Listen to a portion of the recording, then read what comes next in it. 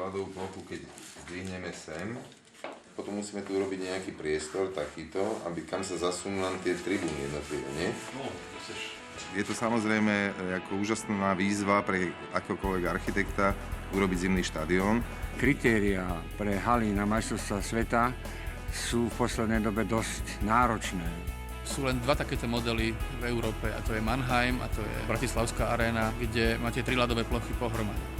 Nemali sme predtým príležitosť a málo vôbec ľudí na Slovensku malo vôbec príležitosť robiť nejaký zimný štadión. Štruktúru takejto haly nikdy nenájdeme v Európe, ale ani v Severnej Amerike.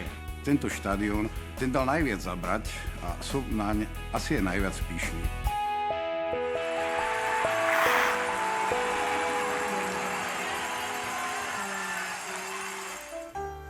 Už vyše 48 rokov navštevujú mladí, starší, dievčatá i chlapci stánok bratislavského hokeja Zimný štadión.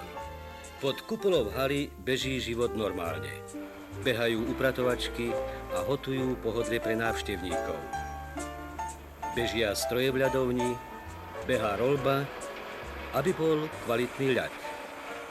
Tento objekt som vždy vnímal ako dieťa. Ako dieťa sa človek vôbec nezaoberá s tým, že aký je to objekt. Jednoducho som sa tu naučil korčulovať. Zásadnejšie som si začal uvedomovať prítomnosť tohto objektu až vtedy, keď môj syn Hugo začal hrávať hokej. A som na tomto štadióne trávil hodiny a hodiny času, vždy o 6 ráno, keď už sme tu v sobotu, v nedeľu boli aj cez týždeň, tak to som si tu odstál nejaký teda ten čas v tých podmienkach, aké tu boli. V roku 1952 som prišiel z rodného Liptova študovať do Bratislavy a keď som videl ten veľký betónový kolos, tak to bolo pre mňa niečo nezvyčajného. Bol to veľký zimný štadión pre 10 000 ľudí, úžasnou tribúnou C-čko, na ktoré si každý divák v Bratislave spomína a pamätá. Toto miesto sa prizná, že v tej dobe som ani moc nepoznal. Samozrejme, vedel som, že kde je tehelné pole a bolo aj obdobie, keď ešte televízia moc nebola, ale tých 60 roky, keď už bola, samozrejme, som drukoval Slovanu a som aj teda hokej sledoval.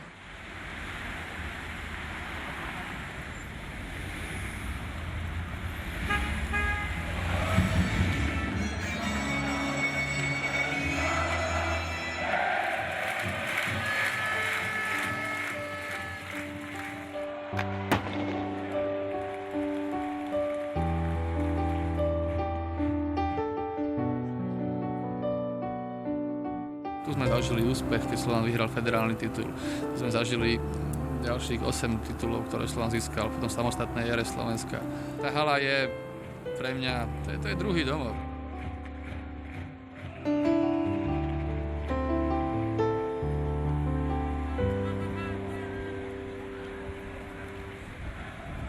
V roku 2011 celý tento priestor bude vyzerať úplne inak.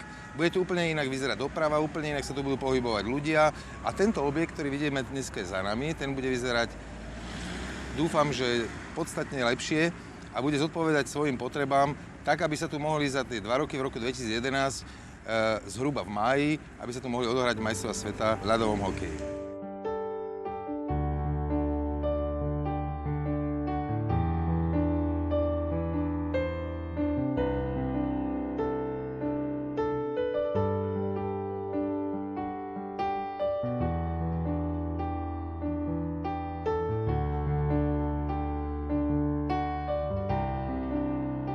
Toto podľubie, to je časť, ktorá dnes funguje takto, jak funguje. To znamená, vidíte, je to obložené nejakým obkladom tmavým, ktorý má asi 50 rokov. A tento obklad vytvára neuveriteľne depresívny pocit.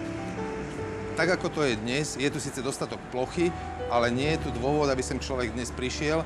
A tento výsostne mestský priestor je totálne nevyužitý.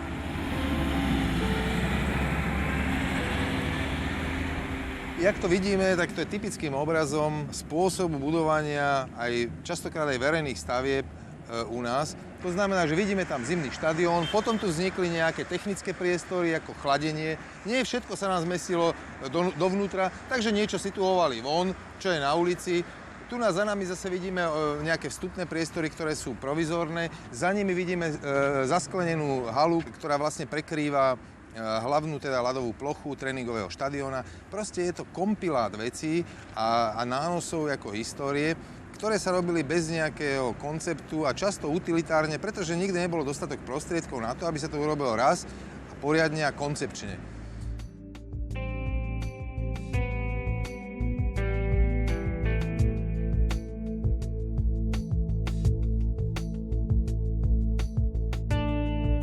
Vnímali sme vždy, že ten betónový skelet, to je to, čo tu má tú hodnotu.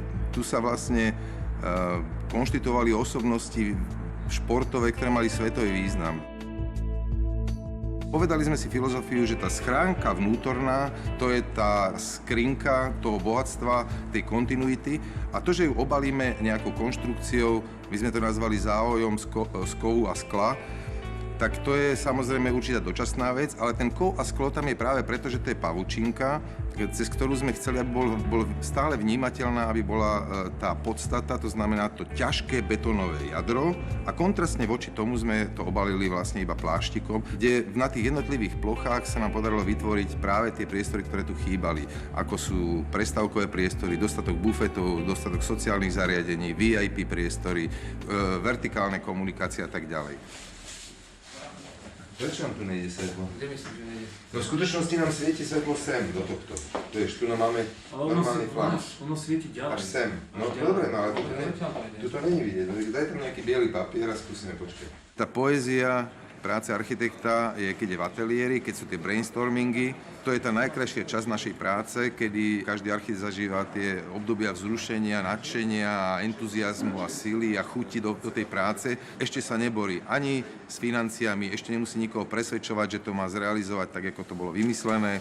Ešte nemá žiadnu spätnú väzbu od nejakých dodávateľov.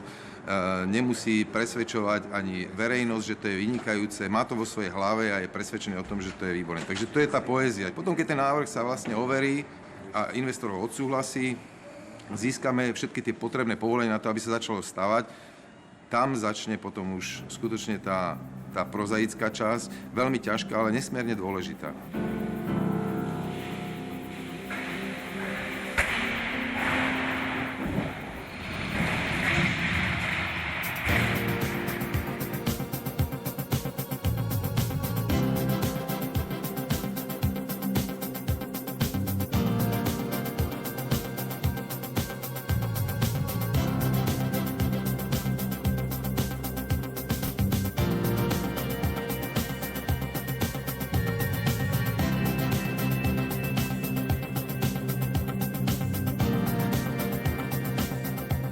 Tá budúcnosť nás nejakým spôsobom hnala dopredu a bolo potešením pre každého jedného z nás, keď sme raz týždenne v rámci kontrolných dní sa prešli s príľbou a s kávou v ruke po stavbe a videli, jak sa nejakým spôsobom tie veci hýbu. Aj keď teda od úvodu to vyzeralo desne, lebo keď sa to celé obnažilo a vykúsalo, tak to vyzeralo ako Sarajevo.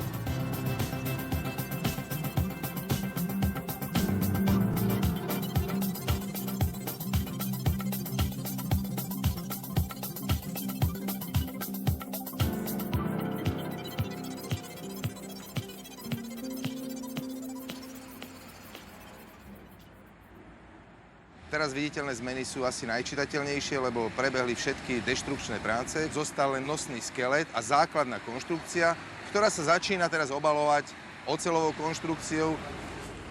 Tieto chodby v čase prestávky boli preplnené ľuďmi, ktorí sedeli v hľadisku, pretože tá kapacita pôvodného štadióna bola 8200 a my budeme mať 10 000, čiže ten rozdiel nie je rádové niekde inde. Tá prestávka je súčasťou tých hokejových podujatí alebo aj kultúrnych, ktoré sa tu môžu odohrávať.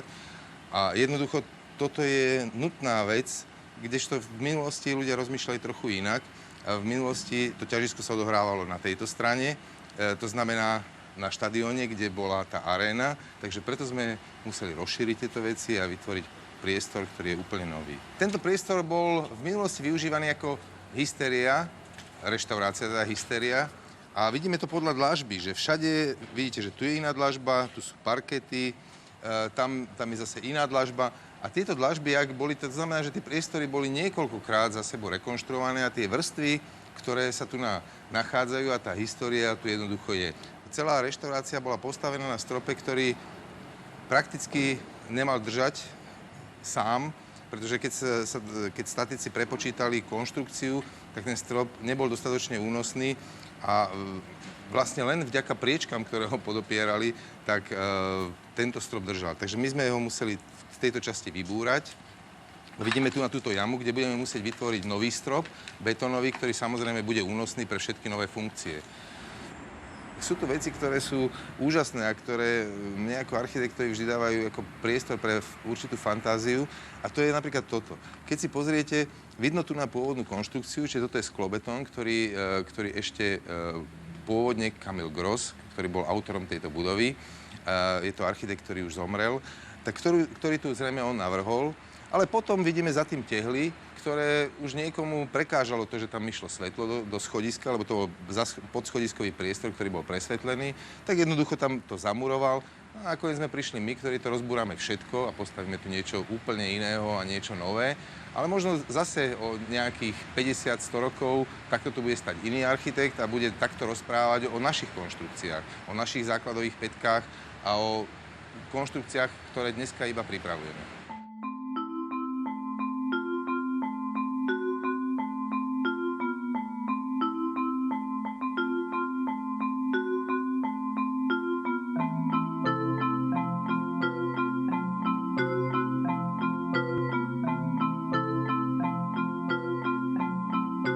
Najväčším problémom z hľadiska architektonického bolo zapojiť tento objekt do kontextu mesta tak, aby nepôsobil rušivo, aby nepôsobil príliš hmotne a veľmi, veľmi výnimočne v tomto prostredí. Jedným zo spôsobov, ako sa to dá zapojiť do kontextu mesta, je to, že urobíme fasadu, ktorá je premenlivá v čase. Keďže sa jedná vôbec o dynamickú funkciu, tak sme sa pokúšali robiť aj fasády, ktoré by zohľadňovali to a menili sa v čase.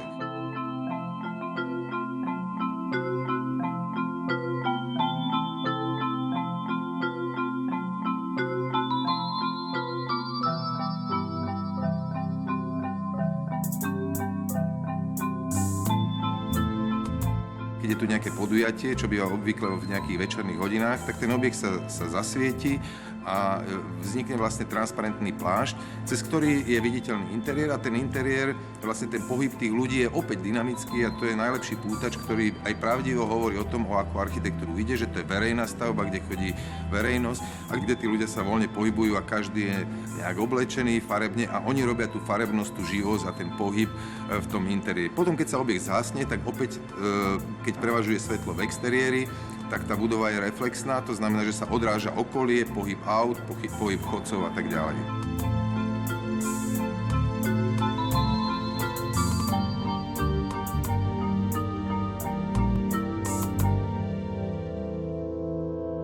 Aha, to je tá červená farba. No, tak to je pekná, áno. Myslím, že to sme vybrali, túto farbu. A to ten stolík bude červený. Áno. A to bude len striekané, alebo to bude natierať? Lebo my sme to chceli, aby to bolo nejak... Viete, pokiaľ sa to bude natierať, to nebude pekné. Nie, tak sa dá aj prášková. Na prášková, no? No? Komaxit. Dobre, myslím, že to je v poriadku. Myslím, že aspoň nám predstaviť. No, tak však ste to robili podľa výkresov, tak... No, tak jasné, a vy... Dobre, ďakujem. Ďakujem.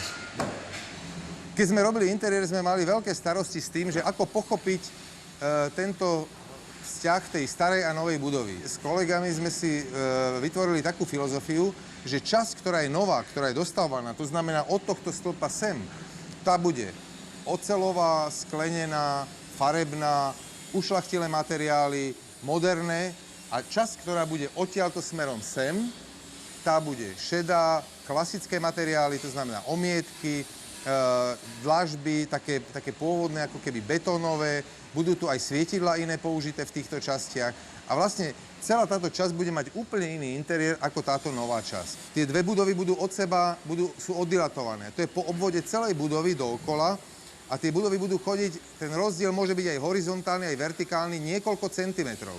To môže byť až dokonca do 6 cm.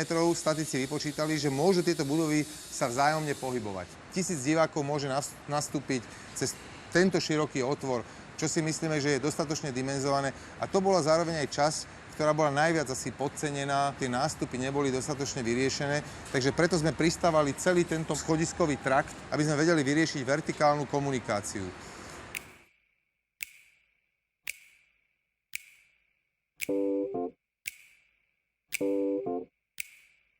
Navrhli sme sem takú media wall, ktorá by mala byť z svietiacich LED diodiek a zatiaľ na to nie sú peniaze, ale je to vlastne plocha, ktorá by mala meniť túto fasádu a bude možné na nej vytvárať za tým sklom rôzne obrazce.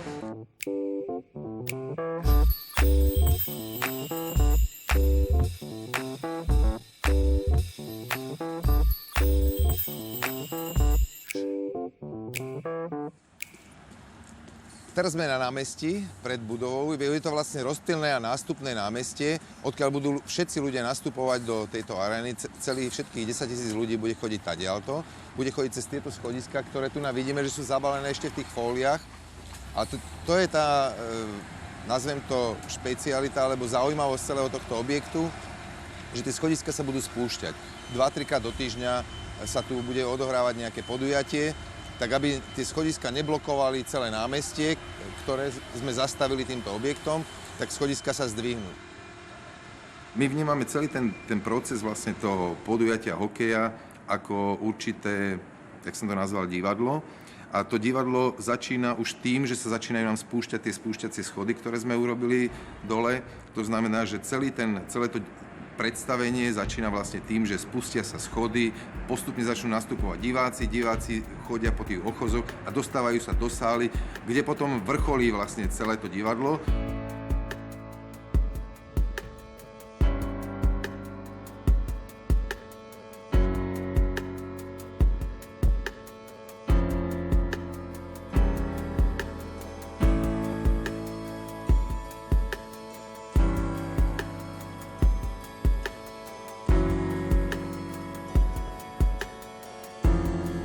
Ten pohyb tých ľudí vnímame ako to zaujímavé, čo tu bude vznikať, lebo tí ľudia, keď budú pred hokejom nastupovať a po hokeji zase odchádzať, tak veríme, že to bude práve to atraktívne divadlo pre okolie, aby to bolo viditeľné zvonka.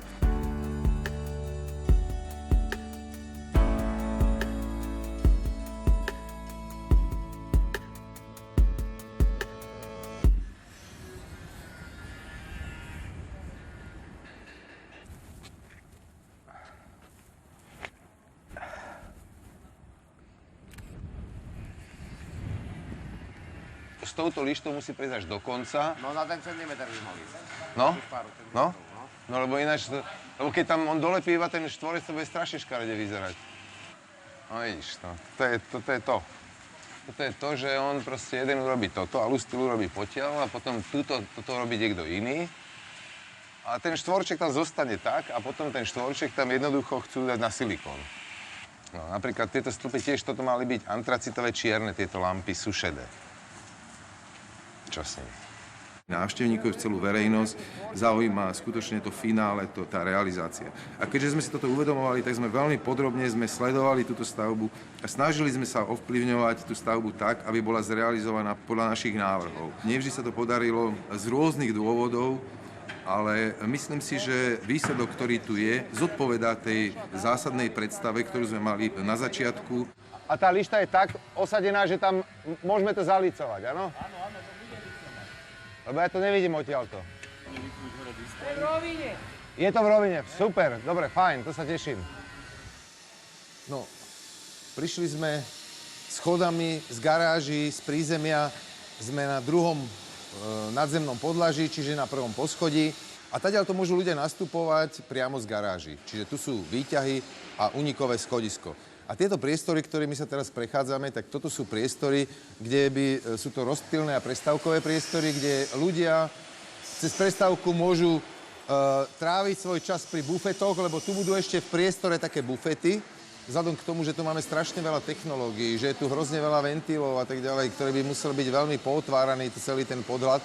A sme sa rozhodli urobiť teda takýto nejaký perforovaný, aby vytváral nejakú hladinu, aj s tými svietidlami, aby vytváral nejaký limit a spodnú hranu toho podhľadu, ale v zásade, aby celý ten priestor bol nejako limitovaný, ale zároveň prístupný. Priestor, v ktorom momentálne stojíme, to je niečo nového, lebo my sme pôvodnú plochu, ktorá bola ľadová na tomto istom mieste, tak tú ľadovú plochu sme zdvihli o 1,80 m vyššie, čím sme zlepšili vlastne viditeľnosť, ale tie tribúny, ktoré vidíte, to sú všetko vlastne pôvodné.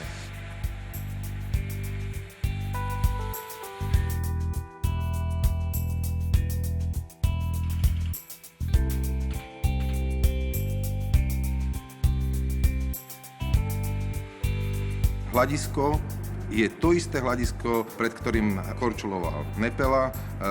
Je to isté hľadisko, kde sa odohrávali majstrovské zápasy, či už Slovenskej lígy alebo Československej lígy. Tak to je stále to isté hľadisko, kde sme síce vymenili sedadlá, urobili sme nové povrchy, ale ak boli úzke, tak sú aj teraz úzke. Ak boli strmé, tak sú aj teraz strmé. To sme nemenili, ani sme nechceli meniť. Čo je nové, čo sme spravili, je to, že tým, že sme to zdvihli a sme posunuli túto úroveň viac dozadu, tak sme urobili tieto zasúvacie tribúny, to sú tieto, ktoré tu montujú za nami.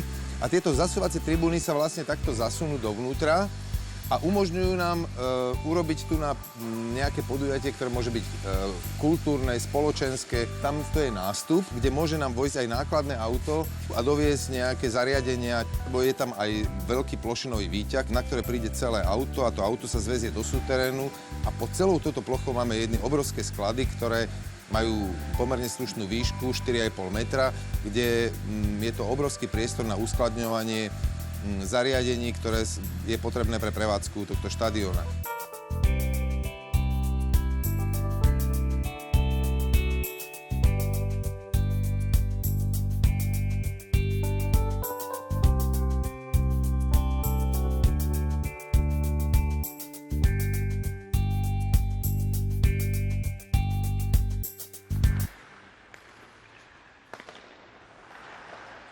My budeme najväčším užívateľom tejto haly z hľadiska hokeja, z hľadiska účelnosti kabíny. Samozrejme, že sme sa snažili, aby tie priestory boli tak, aby boli v prvom rade vyhovujúce pre hokej. A nielen pre A-mužstvo, ale aj samozrejme pre kategórie, pretože Slován združuje okolo 400 malých detí, počnú s prípravkou štvoročnou až po samozrejme tých seniorov.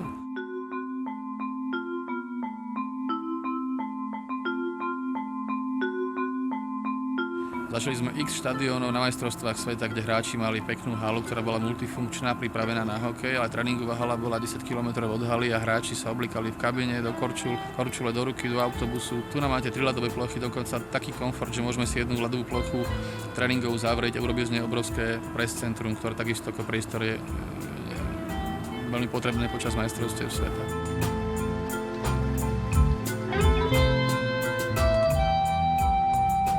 Chceme vytvoriť genius loci tej kabíny, pretože nech to je snom každého mladého hokejistu, proste raz hrať v tej kabíne. Tá kabína logicky ich musí lákať, musí nejakým spôsobom priťahovať. Ten hokej je úplne niekde inde, čo sa týka fyzického vydania síl, ale následne samozrejme k tomu musí byť aj kvalitná špičková regenerácia. Je to v podstate aj bič na hráčov, pretože na jednej strane majú veľkú kabínu, peknú kabínu a na druhej strane majú také podmienky, že následne budeme od nich chcieť maximálne výkony, takže je to taký obojstranný bič.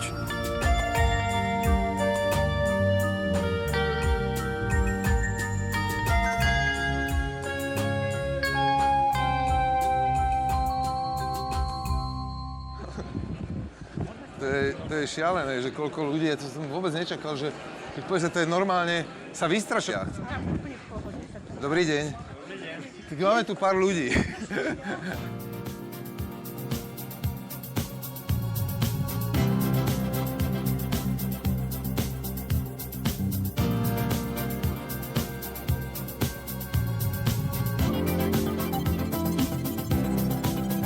Prvý pocit je úžasná. Ako zvonku to vyzerá nádherne, takisto znútra, ale hovorím, myslím si, že to bude úplne iná štátovsféra, keď to bude úplne plné a bude to oveľa hlučnejšie, takže veľmi sa asi myslím, že všetci na to tešia.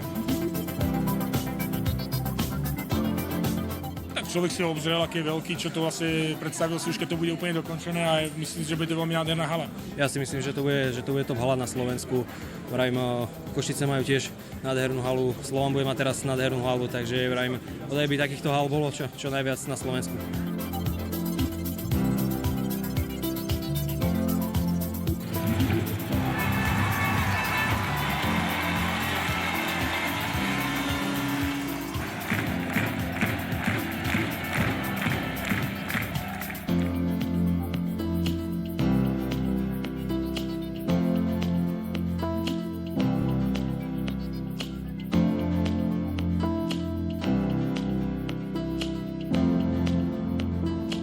Lebo ja si myslím, že objekt tohto charakteru, to je jeden z atribútov vôbec modernej architektúry, je vývojaschopnosť. Ani nie sme poslední, ktorí ho rekonštruovali a predpokladáme, že takýchto procesov bude viacej v budúcnosti, niekoľko, pretože verím, že tento objekt tu bude ešte dlho stáť, už aj keď my tu nebudeme.